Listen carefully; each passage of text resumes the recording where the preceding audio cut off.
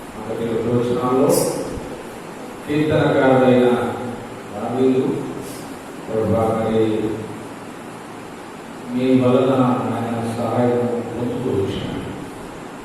ప్రభువా మరి మనుషుల సహాయం దీని ప్రభు వెంటనే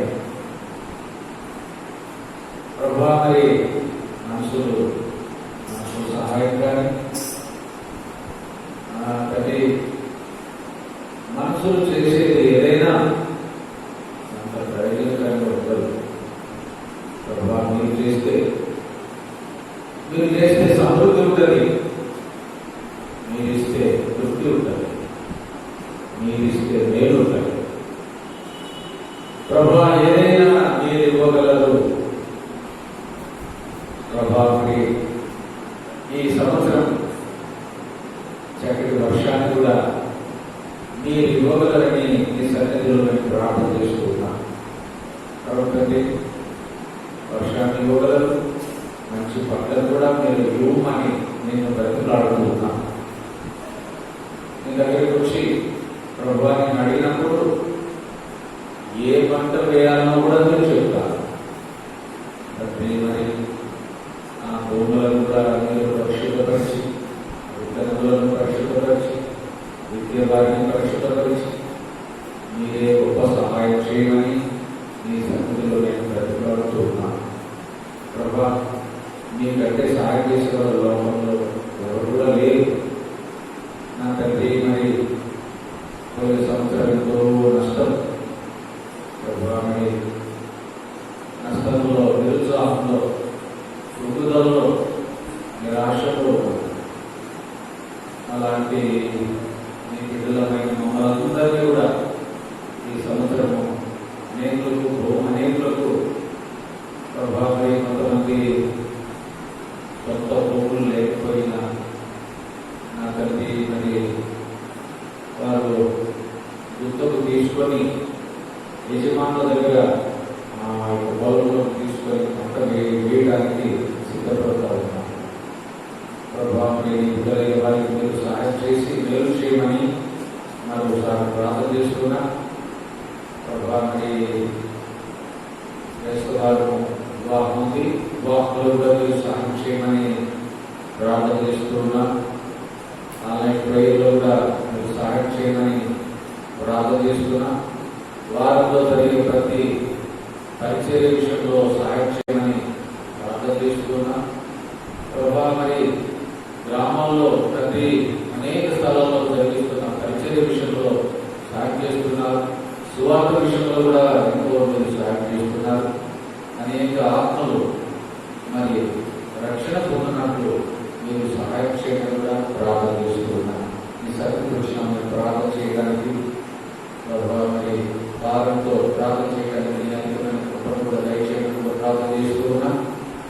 ప్రభా మరి ఈ శబ్దం ద్వారా, యూట్యూబ్ ద్వారా వారందరితో కూడా మాట్లాడమని ప్రార్థన చేస్తూ ఈ అద్భుతమైన కృపను దయచేయమని యేసు ప్రభు నామములో ప్రార్థించి వెళ్తున్నాం తండ్రి. ఆమేన్. ఒకరు